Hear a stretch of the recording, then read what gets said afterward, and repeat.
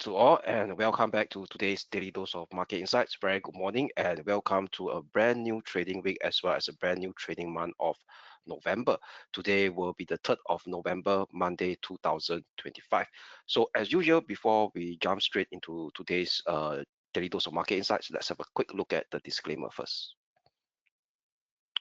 All right, leverage trading carries a high degree of risk and may not be suitable for everyone. Losses can exceed deposits. This presentation is for general information purposes and is not investment advice. Past information is not representative of future results. All right, so before we jump straight into today's full suite of daily dose, which is the start of the week that we tends to do every day for the start of the week, which is the intraday technical outlook of all the 12 broad-based cross asset classes.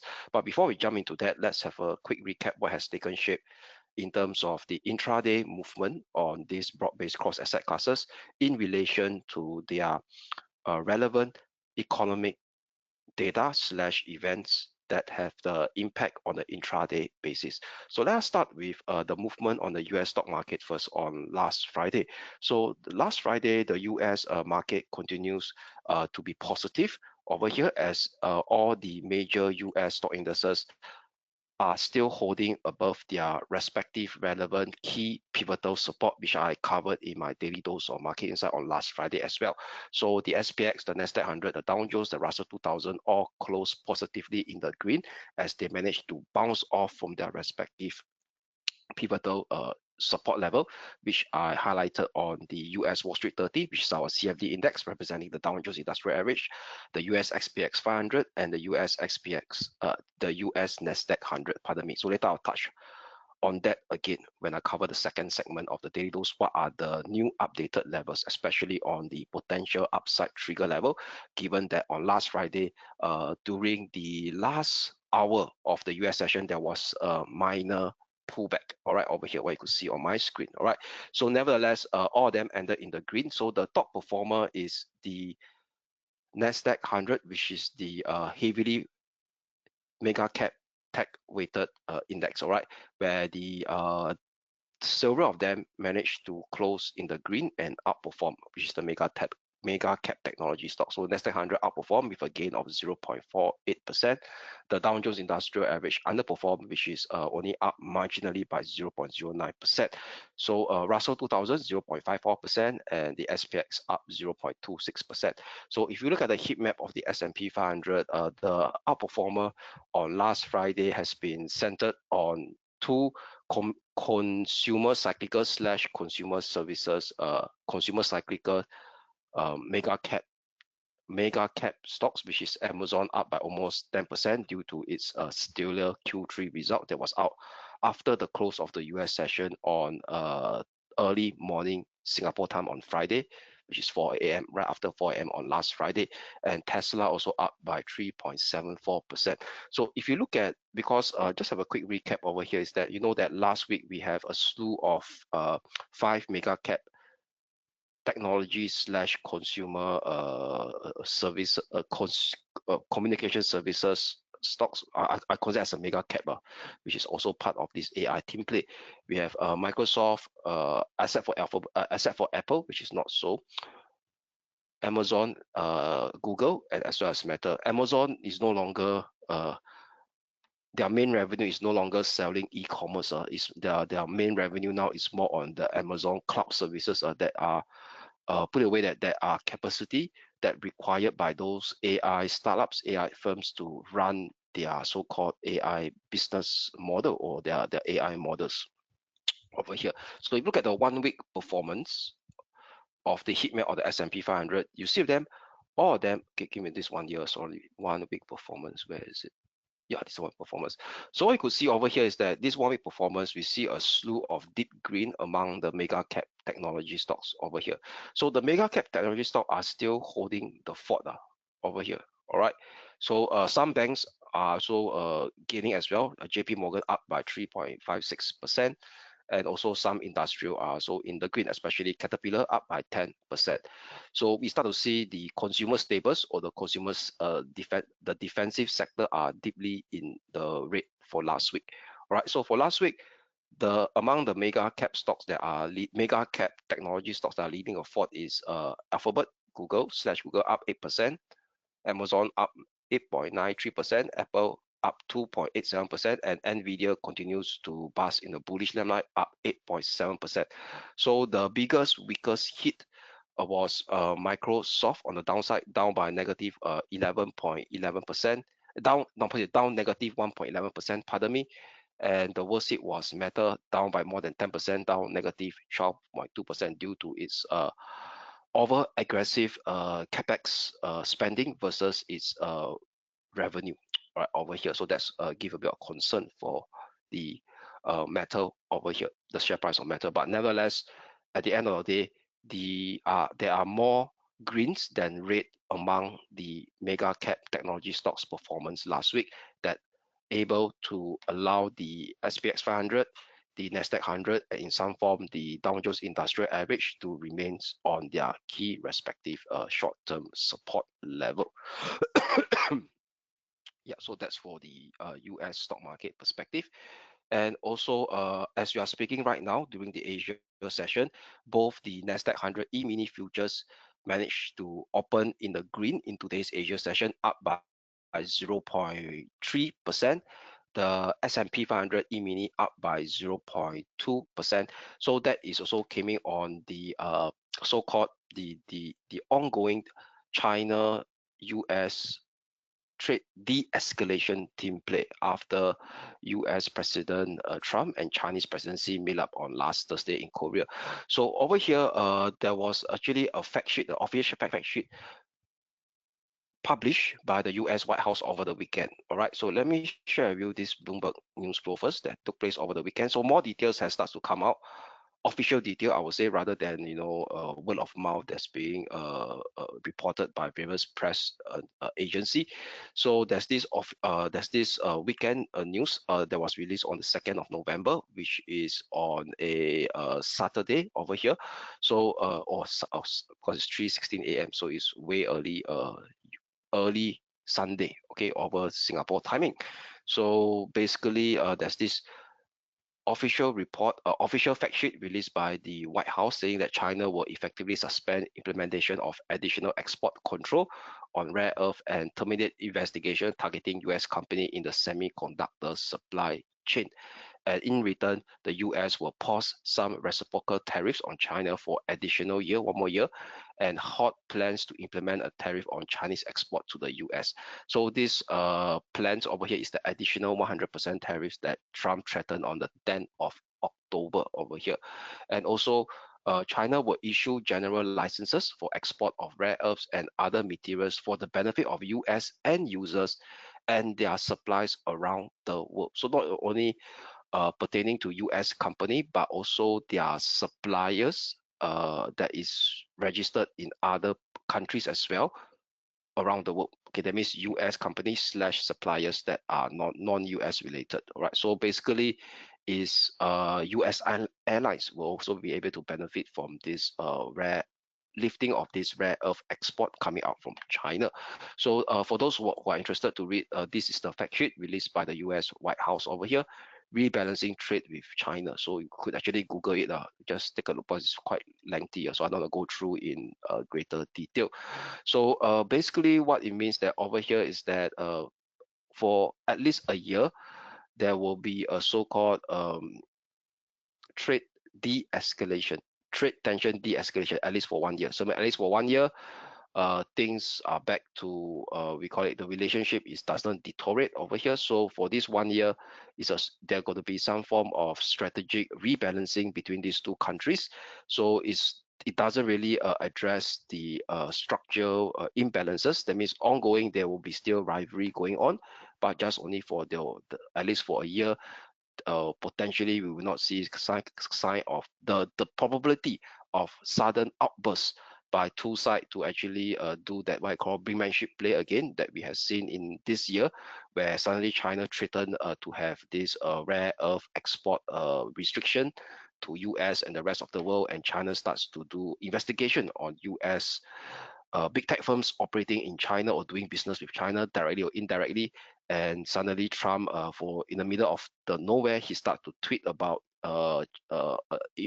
imposing additional US tariff on China out of the blue. So this kind of what I call behavior between two sides, the probability of that happening has been reduced, right? After that so-called trade tension de-escalation agreement that has been agreed by both sides last Thursday, and also U.S. White House came out with this official fact sheet of to give it in bullet points what has been agreed upon between the meetup between China President Xi and US President Trump. Okay, you can actually read this in greater detail. And the dollar continues to remain resilient on last Friday, inching up much higher, trading close to a 3-month high after the US Federal Reserve Fed chair diffused the Fed dovish pivot going forward after FOMC meeting last Wednesday. So if you look at the US dollar, all right, it was trading in a rather resilient movement. So in today's Asia session, the dollar actually traded lower over here at this point in time. So if you look at the one-day rolling performance of the US dollar, the dollar index is almost unchanged, and we start to see the couple of the dollar starts to trade kind of a sideways against the other major currency as well. All right, over here. Okay, as you could see in this one-day rolling performance chart. But what's interesting over here is that if you were to look at the 5-day rolling performance chart over here, so this is the US Treasury 2-year yield spread minus the two, so because the year spread, so I get the US Treasury 2-year minus the 2-year average, weighted average of a bunch of key trading partners with the US, Germany, UK, Japan, Canada, Swiss, AU, and China. So I just included AU in for the sake of given the fact that AU is also pretty significant in terms of a trading uh, FX market trading in terms of the FX market perspective. All right, I just included AU in as well as Swiss. So this is basically a weighted average spread of the 2-year treasury yield minus the 2-year spread of this country. So if you look at the yield spread, the premium has starts to reduce. So previously, when it spiked up over here, it actually moved in line with the strength of the dollar since last Wednesday, which was the Fed Chair Powell speech over here. Then thereafter, nevertheless, on Thursday, it starts to turn flattish. So being flattish over here in this yield spread in a couple of in the last 2 sessions also allow the US dollar strength to get a bit slightly and starts to go sideways as we are speaking right now. All right, so it seems to us that the 2-year spread, the US Treasury 2-year spread between the rest of the world has starts to the premium has starts to reduce. Previously, it was as high as 1.62%. Now it reduced to 1.8%. Over here, you could see a reduction in the US Treasury yield spread against the rest of the world, which is a weighted average of Germany, UK, Japan, Canada, Swiss, AU, and China. So that could potentially see a bit of easing of that US dollar strength that has been seen in the last 2 sessions or the last 3 sessions last week over here. Right, so later I'll touch on the intraday technical outlook chart on the 4 major US dollar pair thereafter. Then over other end over here is that let's talk about the gold price. So we know that gold price continues to remain lackluster below that 4,062 short-term pivotal resistance that we highlighted.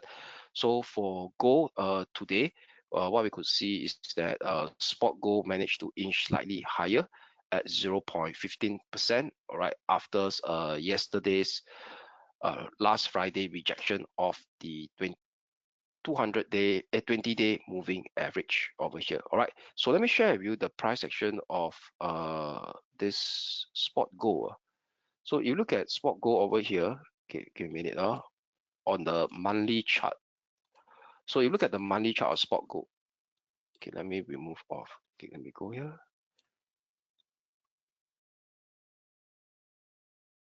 Okay, let me expand it. Okay, let me remove this. This should be in red. Remove it. Remove it. Okay.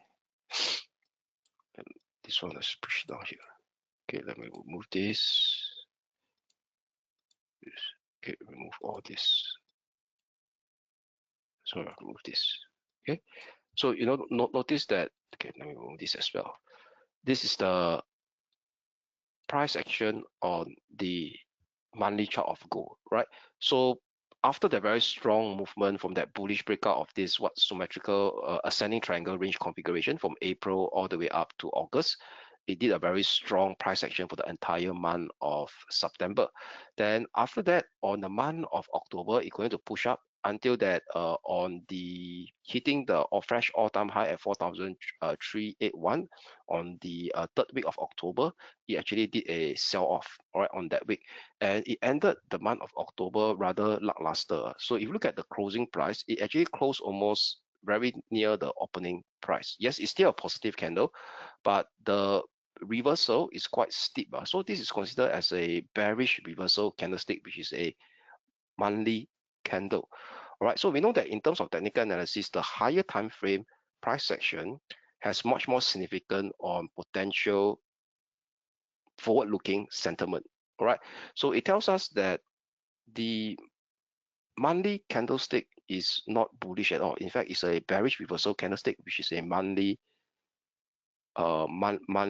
shooting star candlestick, right? It's a monthly shooting star candlestick. So going forward with this monthly shooting star candlestick that's being formed, that means i.e. that there could be still a risk that from a short to medium term perspective, there could be further profit taking on gold XAU/USD. And some of the news flow has started to support this over here. So one of the news flow is for sure will be less dovish Fed going forward. That means, i.e., there could be a risk that the interest rate fall in the US will not be so fast and furious on the downside anymore. It could be more choppy in the terms of the long-term US Treasury yield. And also from a other news flow that I could share with you guys is just out on the Friday over here, China actually made this news saying that they are looking to end a gold tax break over here. So it's scrapping a long-standing gold tax incentive in a potential setback for consumer in one of the world's top bullion markets. So China itself in the last 5 years has emerged as a powerhouse in terms of secondary market for gold over here. So in terms of one of the top bullion markets. So starting on November 1st, Beijing will no longer allow some retailers to offset a value-added tax when selling gold they bought from the Shanghai Gold Exchange, whether sold directly or after processing, according to a new legislation for the Ministry of Finance. So the rule covers both investment product as well. That means such as high purity gold bars and ingots, as well as coins approved by the People's Bank of China, and as well as non-investment users. That means both investment products and non-investment products such as jewelry and industrial materials. So that could potentially going forward act as a short to medium term headwinds for gold price. All right, so later I'll touch on what are the levels to watch out for gold on a intraday basis.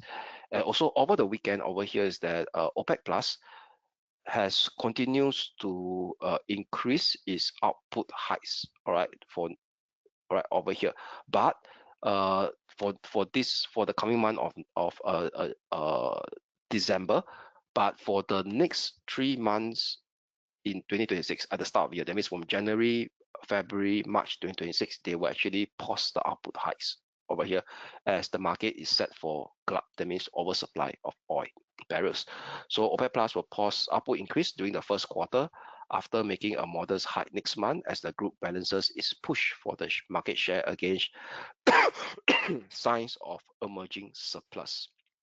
Right, so they decided OPEC Plus, led by Saudi Arabia, decided to increase additional 337 barrels a day for next month. So that is matching the momentum of the increase that is being agreed in October and November. All right, then thereafter they will take a pause next year, January to March. So that allow oil price to actually rally up by not that great, only 0.4% as we are speaking right now. All right, so that sum up the okay. Then we have another economic data to look at. So one economic data that is out earlier today will be the let me refresh it. Will be the privately sector compound manufacturing PMI. All right, for for China. Okay, so you know China, there's a bit interesting for manufacturing PMI as well as the non-manufacturing PMI, which is the service PMI. Two agencies are compiling this key data. One is NBS, which was announced last week. All right, so NBS is the National Bureau of Statistics, so it's the official statistical board of China. But the NBS manufacturing PMI and the NBS non-manufacturing PMI consists more of the state-owned big corporation. They tend to lack the SME. So SME is small medium enterprise that is more considered as the private sector, because we know that China, those big MNCs are more government-led in a way. So this time around, they call it rating dog. Last time they call it Caixing, so they give a new name for the agency that compile this manufacturing PMI.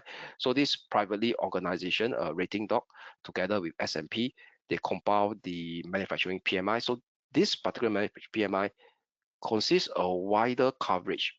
Why? Because they include the big government-owned, the SEO, the state-owned enterprises, as well as the SME of China. All right, so this is a much more comprehensive outlook, I would say. So the rating dot manufacturing PMI of China came in at the expansionary phase at 50.6, whereas the MBS one that I shared with you last week contract, which is 49, but it's still rather lackluster. Why? Because it still came in below 51.2 in the previous month of September, and also came in slightly below expectation of 50.9. But nevertheless, this 50.6 together with that official fact sheet that was released by the US White House, indicating of that firming up of that China-US trade tension de-escalation, allow the Hang Seng Index to actually trade in the green today, which is up by 0.38% so far. And the China A50, well, it's still early, is still closing down at negative 0.5%, rather mixed bag. The Japan 225 today is closed for a on the Nikkei 225 is closed for a public holiday, right? So for the Nikkei 225, it will be much more lackluster trading today. Why? Because the Japan cash market, stock market is closed for a public holiday, right? As you can see on my screen here, right? If I highlight it, yeah, there's a holiday, all right? Okay, good. So now let us now proceed to the intraday technical outlook on the all the 12 broad-based cross asset classes, starting with the FX market first. Okay, but before that, let me expand my screen and take a sip of water.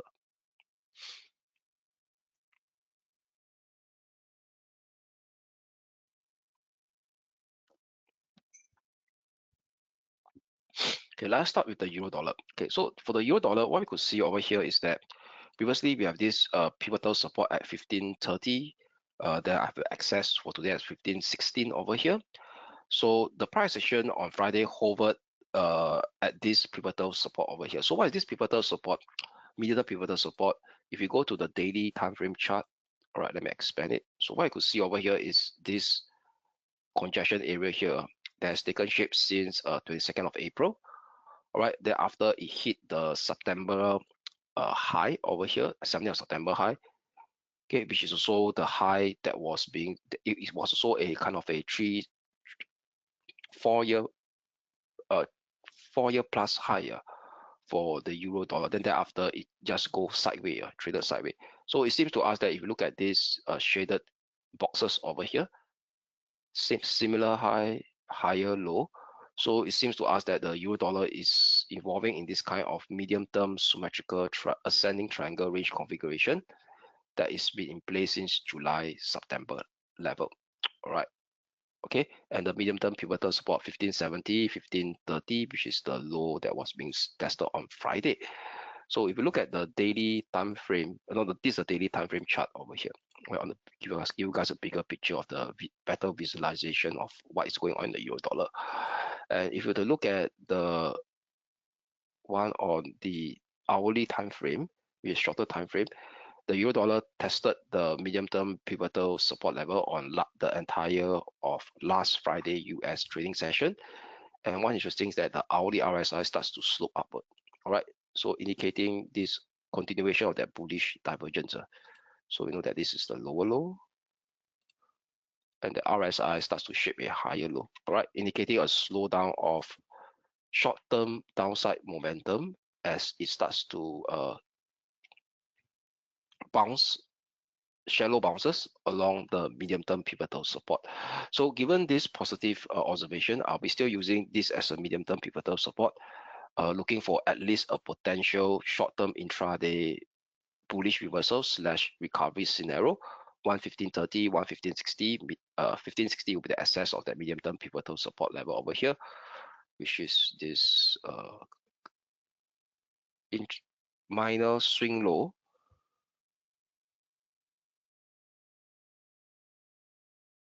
Let me share you guys. Okay, this minor swing low. Okay, my mouse is not so sensitive. It's a bit not so sensitive. Yeah, this one. Of 1st of August. Okay, minor swing low of 1st of August. US session at that point, during that point in time. Okay, so first resistance level to watch will be 1555 over here, followed by 1580. All right, so these are the two intermediate resistance level to watch.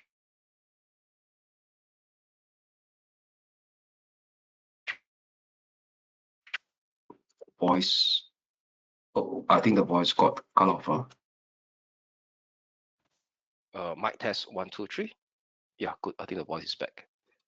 My apologies, just now the voice just got cut off over here. All right, so 115.55 followed by 115.80. So only a bullish breakout above 115.80 will see a much more pronounced bullish recovery slash bullish reversal scenario on a minor scale to test the next resistance level at 116.30, which confluence with the downward sloping moving average. Only a breakdown below 115.30 slash 115.60 will see the corrective decline extending further towards the downside, towards the next support level at 114.50 level, which is this former minor swing high of 31st of July now turns into a low, a next intermediate support level, and as well as close to the 0.618, 0.764 Fibo extension on the downside, taken from the high of 17th of September.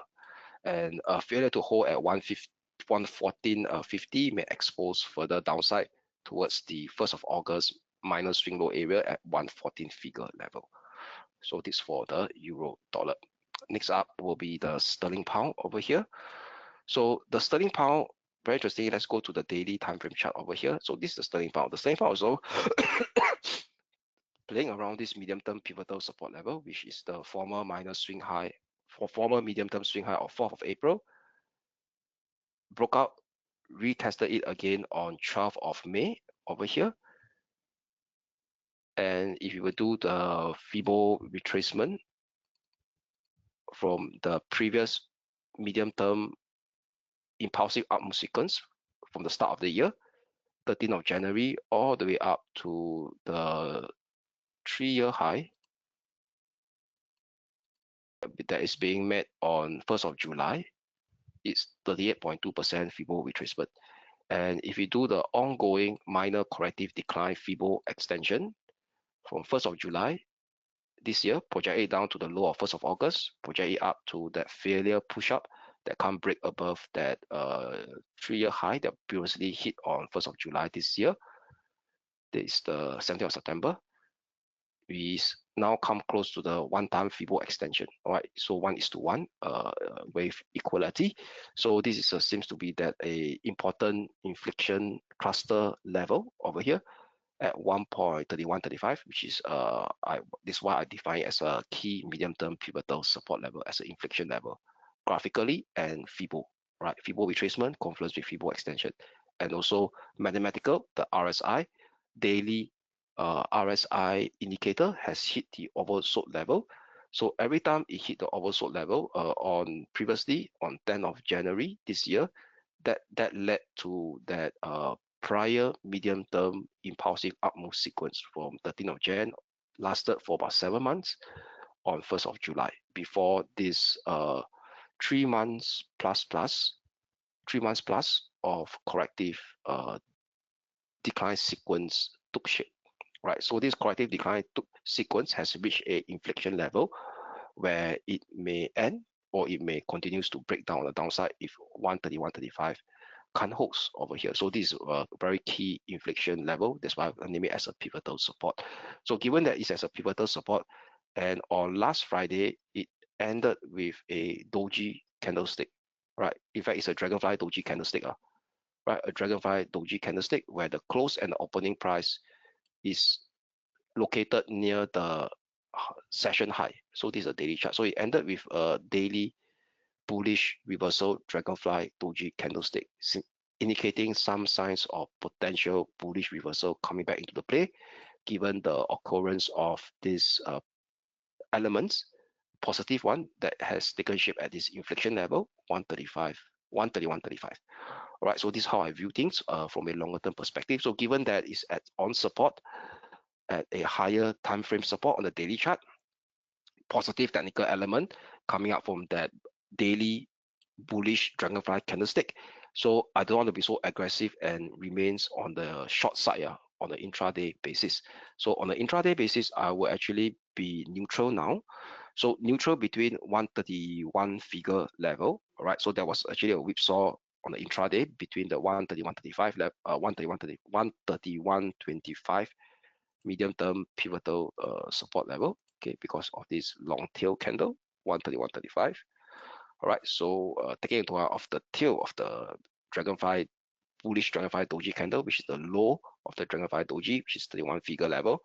So I will turn neutral first between 131 figure and 131.80. Only a bullish breakout above 131.80, I would validate at least a minor bullish reversal / minor recovery scenario on a minor time scale or intraday time scale for the next intermediate resistance to come in at 132.50 on the intraday basis, which is the confluence with the 200-day moving average as well. Only a bearish breakdown below 131 figure level will see the continuation of this corrective decline sequence extending further to the downside, exposing the next near-term support level at 130.30, 129.70. Right, which is the 1.236 people extension on downside, 1.382, and also confluence with this graphical congestion area as well on the minor scale from 4th of April to 11th of April. So that's for the sterling dollar. Neutral first, but with a view of a potential bullish reversal / minor recovery that may take hold if 131.80 is able to break up on the upside. All right, so now let's go to the Aussie dollar. Okay, very quickly, Aussie dollar. Okay, the Aussie dollar managed to help at the 20-day moving average over here. And also we start to see similar low on last Friday.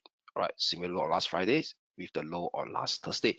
So given this similar low, I take it into consideration of the hourly RSI that is much more positive, that is sloping outward. So this is considered as a bullish divergence as well over here. And also the hourly RSI also managed to break out its former descending channel or descending resistance level. All right, indicating that there is actually a flip of momentum from bearish to positive right now. And also where is the price action is resting? It's resting exactly at the 20-day moving average, the lower boundary of this ongoing minor ascending channel, and as well as the gap support that was left on last Monday. Okay, last Monday there was this gap up over here. So now back to the gap support again. So using 65.30, 65.15 level as my pivotal support zone, we will have a bullish bias for today on the Aussie dollar. First resistance level towards 65.60. Above it, potentially see a retest on last Thursday minor swing high at 65.95. Only a bearish breakdown below 65.15, which is the gap support level, will invalidate this bullish bias view to see a further weakness extending towards the downside to revisit the 21st of October and 23rd of October minor swing low area at 64.75. A breakdown below it sees the all-important 200-day moving average being retested again, which confluence with the minor swing low of 14th of October and 17th of October at 64.45 next. So that's for the Aussie dollar. Next up will be the dollar yen. So dollar yen on the daily time frame chart is actually testing this 15450 major resistance level, which is the major descending trend line taken from the high of 3rd of July 2024 that previously kept the prior rally of 16th of September 2024 to 10th of January 2024 in check. So on last Friday, it ended with a daily doji candlestick, all right, a daily doji candlestick, indicating the bulls are a bit hesitant at the 15450 level. So if you look at the hourly time frame over here, the hourly RSI has also turned rather bearish as well, because on last Friday, it broke down this parallel ascending trendline support, indicating there is a turn of momentum from bullish to bearish on an intraday basis. So I'll be using this 15450 as my medium-term pivotal resistance level to watch out for. So two support level to watch on the intraday basis. One will be last Friday Asia session swing low area, all right, at 153.77 over here, 153.77. A breakdown below 153.77 may revisit 153.20 next. All right, so these are the only a breakdown below 153.20 will see a much more pronounced decline to retest 15235. All right, so 15235 also confluence with the rising 20-day moving average. Right, so these are the two support levels to watch as we maintain that bearish bias on the intraday basis for this bearish retracement to take shape towards 15377, 15320, maximum 15235. Only a bullish breakout above 15450 and hourly close above it will see a further squeeze up towards 15540/15550 next, which is a one-time Fibo extension taken from this ongoing rebound that has taken shape since 17th of October. That's for the dollar yen. All right, so now let us move on to the major stock indices, starting with the Hong Kong 33 representing the Hang Seng Index. So the Hong Kong 33, last Friday we were neutral because the way it break down below the 20-day moving average and the 50-day moving average, and now managed to shape a bounce of the minor ascending slightly above the minor ascending trend line drawn from the low of 10th of October. So this 10th of October is also quite interesting or pivotal because this bearish move from Thursday all the way down to Friday, 10th of October is induced by that US President Trump's sudden outburst where he threatened to impose 100% tariffs, additional 100% tariffs on China products. Then thereafter, things starts to change and price action going to shape a series of higher low. So there's a new higher low that's being formed in today's Asia session.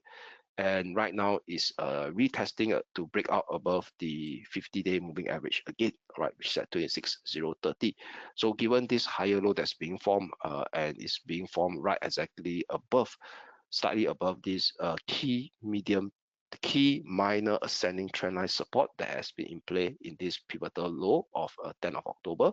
So I will have a bullish bias for today using 25,510 as my short-term pivotal support level. That is also confluence exactly right at this minor ascending trendline support. First resistance level got to surpass 26,030. Above it, we'll see a retest on last Thursday US session high at 26,310. Above 26,310, may see a probe on last Thursday Asia session high. All right, so this is last week higher, in fact, at 26,695. Let me put it in writing. 26,695. All right, so this will be the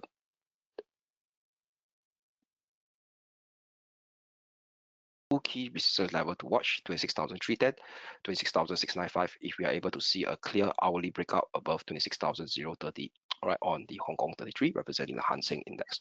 However, a breakdown below 25,510 will invalidate the bullish recovery scenario and see a further slide to revisit the 17th October minor swing low area at 25,290/25,215 next.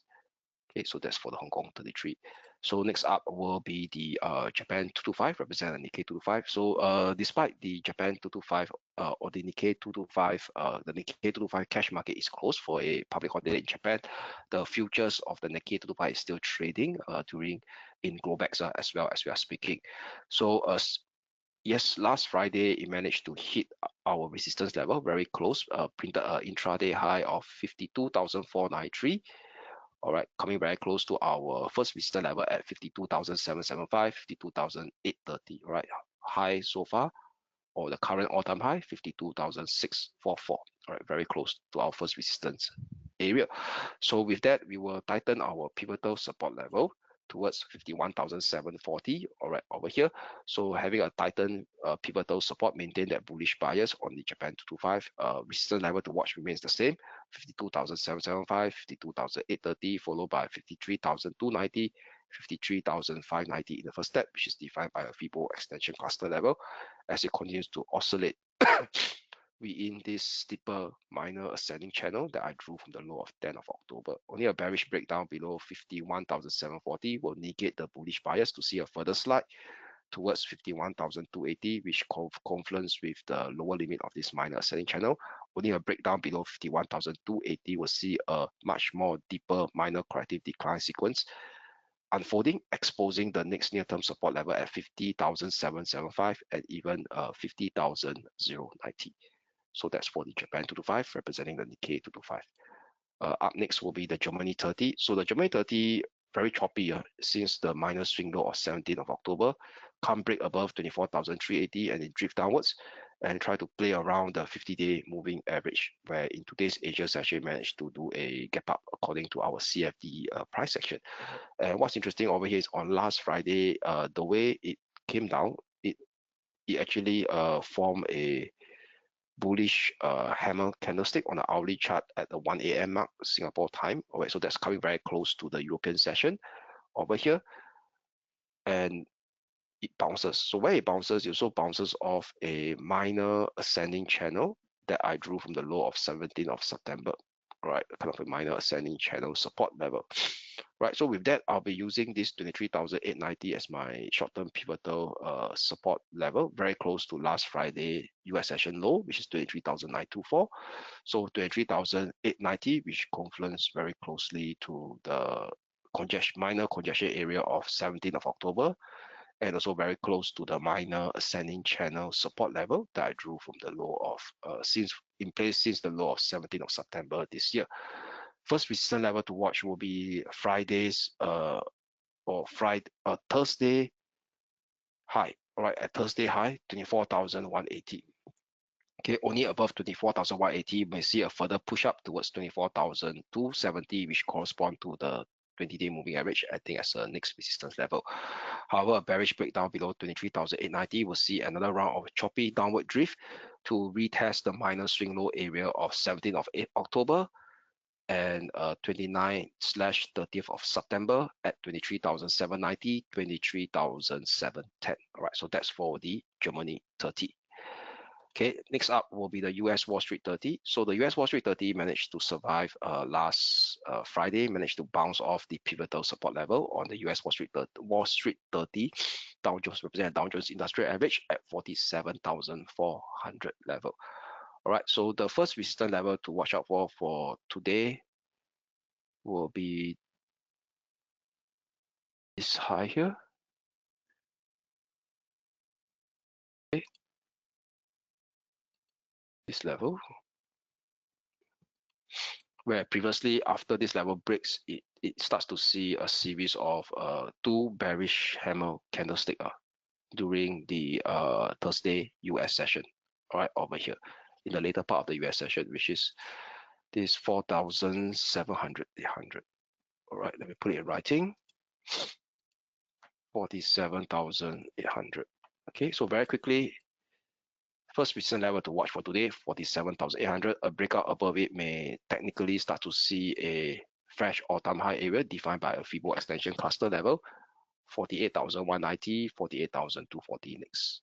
All right, over here, let me notice.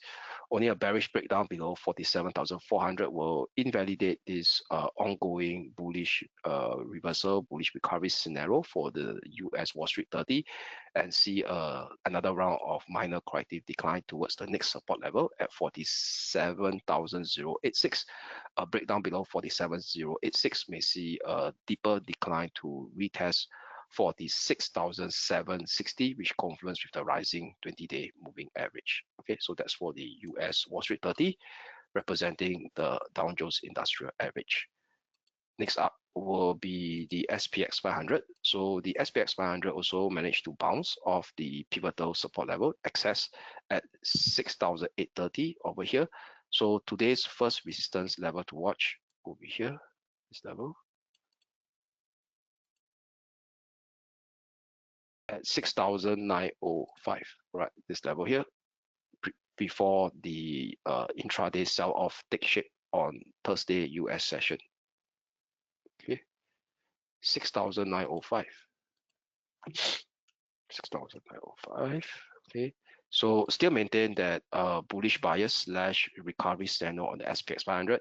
6,830 short-term pivotal support level, first resistance level 6,905, followed by a next all-time high area at all-time high level at 6,940 next, which is a Fibo extension cluster level. Only a bearish breakdown below 6,830 will invalidate this bullish recovery bias scenario for today and see another round of minor corrective decline unfolding towards 6,770 slash 6,720, which confluence with the rising 20-day moving average as well, this area over here. Lastly will be the Nasdaq 100. So the Nasdaq 100 managed to bounce off exactly at our pivotal support level, the access 25,745, 27,800, 27,745, all right, over here. So no change. This will still be a pivotal support area to watch to maintain this ongoing bullish recovery, bullish bias scenario.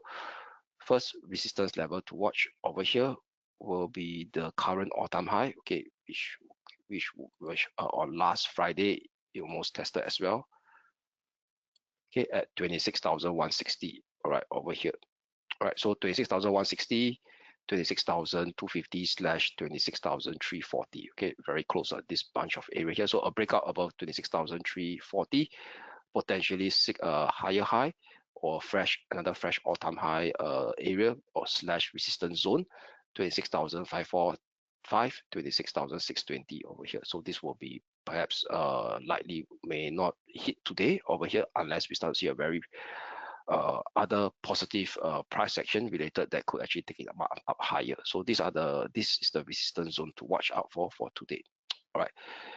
Only a bearish breakdown below 25,800, 25,745 will invalidate the bullish bias on the Nasdaq 100 to see another round of corrective decline sequence unfolding towards the gap support level, 25,620, followed by 25,440, which is the lower limit of the gap that was being formed on last Monday.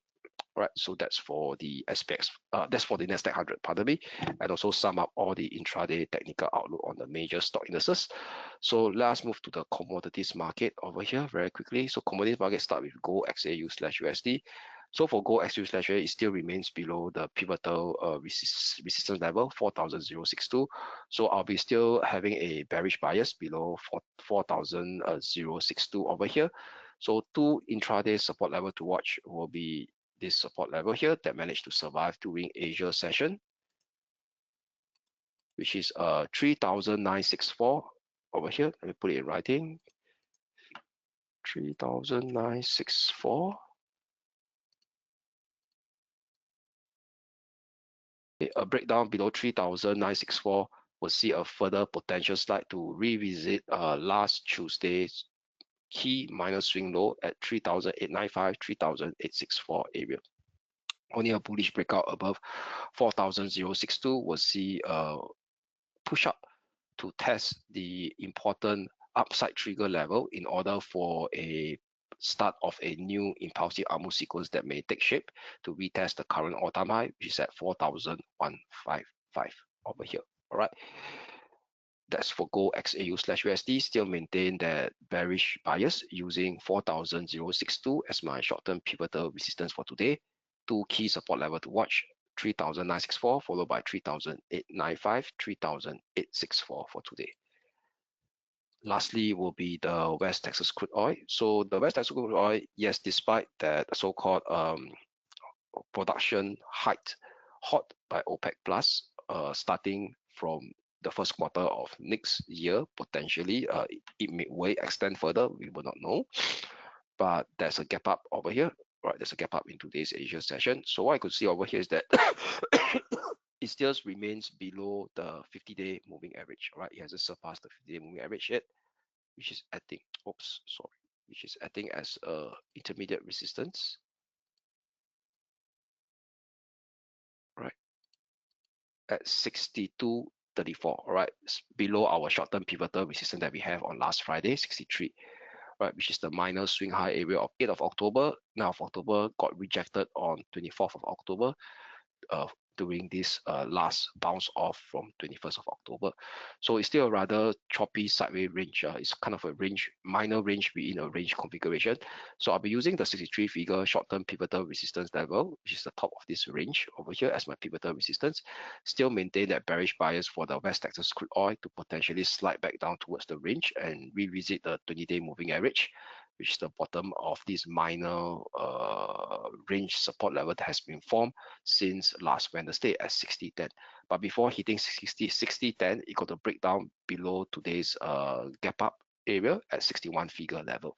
So this is 61 figure level. So let's put it in writing. So two support level to watch out for today in our bearish bias for West Texas oil to retrace down towards the minor range support that has been in place since 28th of October, which will confluence with the 20-day moving average, will be 61 figure level. A breakdown below it exposes 60.10. Only a bullish breakout above 63 figure level will see the continuation of this corrective rebound sequence extending further towards the upside to expose 64.55 followed by 65.70, which confluence with the key 200-day moving average. All right, so that's for gold XAU, and that's for West Texas crude oil, pardon me, and also sum up all the intraday technical outlook on all the broad-based cross asset classes. So before we go very quickly, let's have a quick look at the economic calendar. What are the key data to look out for today? So for today, European session will be rather quiet, except the action will come in the later part of the US session at 11 p.m. Singapore time, which is the ISM manufacturing PMI data. So ISM manufacturing PMI data, market is still expecting a contraction in the US manufacturing industry. Market is only seeing a slight uptick to 49.2 from 49.1 that was printed previously in the month of September over here. So market will be looking at the manufacturing employment survey, because within the ISM manufacturing PMI, there's various subcomponents, and these are survey-based data. So market will be looking at the health of the employment situation, or the employment situation for the manufacturing companies or the manufacturing sector in the US. So it has been contracting in the last 3 to 4 months at 45.3. That was the previous month of September. So if it goes to contract further, like the figure of below 45.3, that could potentially allow the Fed to go back to that Fed dovish pivot again, right? Given the fact that this is survey-based data, and we know that the US government shutdown still continue for the second month as of we are speaking right now. So technically speaking, there is low odds that we were able to see this Friday official non-farm payroll data to be released right over here. Then on top of this over here is that the US earnings session continues. So for earnings, today there will be not a major cap technology stocks that are reporting, but a stock that has a positive feedback loop into the AI semiconductor optimism team play that is taking shape right now, right over here. So what is this stock trading economics earnings? All right, let me call up over here earnings calendar. Okay, so today 3rd of November, it will be Palantir. So Palantir will report their earnings at the end of the US session today. All right, at the end of the US, at the close of the US session today, all right, PM, so after 4 a.m. Singapore time. And so bearing in mind that Why Palantir is important? Because it's part of this AI semiconductor team play that could have an impact on the S&P 500 and the Nasdaq 100 share price movement. So that will be Palantir Technologies. And also bear in mind that the clock has shifted in the US. So previously US session kickstart at 9:30 p.m. Singapore time. So starting from today, it will be 1 hour later at 10:30 p.m. Singapore time, where the US stock market cash session kickstart 1 hour later. Okay, so with that, I'm Kelvin here signing off. I wish you all a great day ahead, and we shall speak again tomorrow. Thank you.